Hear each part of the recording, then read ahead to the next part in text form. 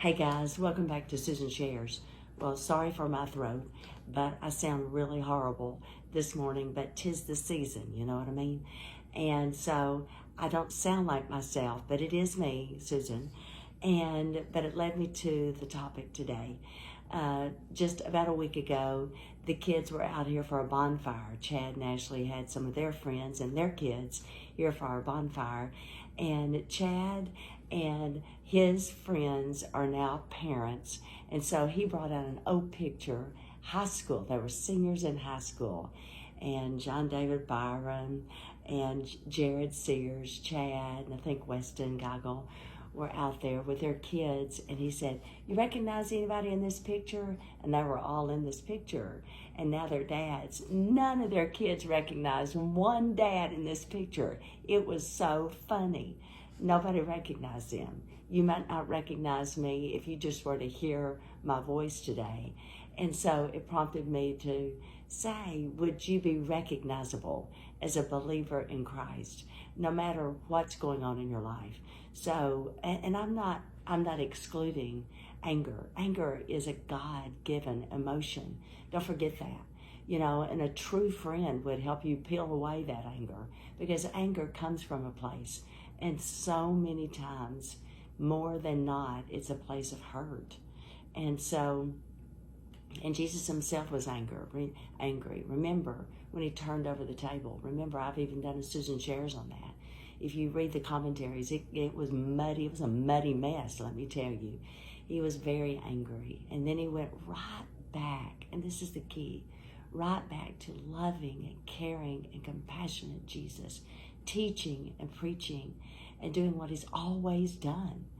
But at that moment of anger, it was like, not anymore. We're not going to be doing any more of this. And so don't negate your anger.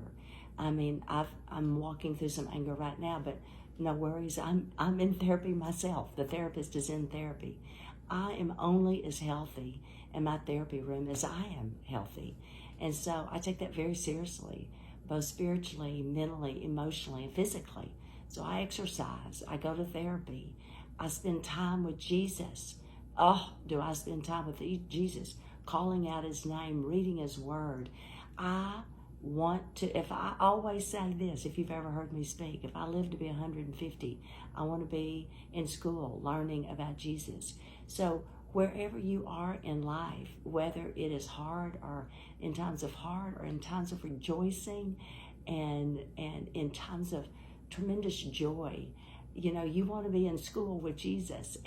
Or you may be, I heard a sermon yesterday, it was beautiful. You may be in the land of the in-between.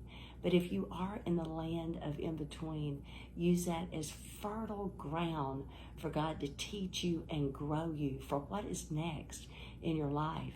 So use that, whatever stage or place you are, be recognizable. Let people recognize that you are a child of God.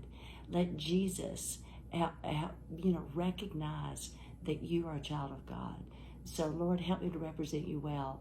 I say that every single day when I pray to Jesus. Help me to represent you well. So if somebody were to hold up a picture, yes, I recognize you're a follower of Christ. Would that be said of you, no matter what you're going through? Happy, glad, sad, or mad. You know, in Galatians, it's the fruit of the Spirit. But we need Christ in us to go and live in us for the fruits to come out. It's not of our own doing. Christ in us for the fruits of the Spirit to be in us to come out. So that's a word for you. Are you recognizable? If others would say, yes, Jesus is in her. Jesus is in him. The fruits of the Spirit come out. And that is only if Jesus is in you. I hope that's a word for you as it was in me. So have a great day. Love you. Bye-bye.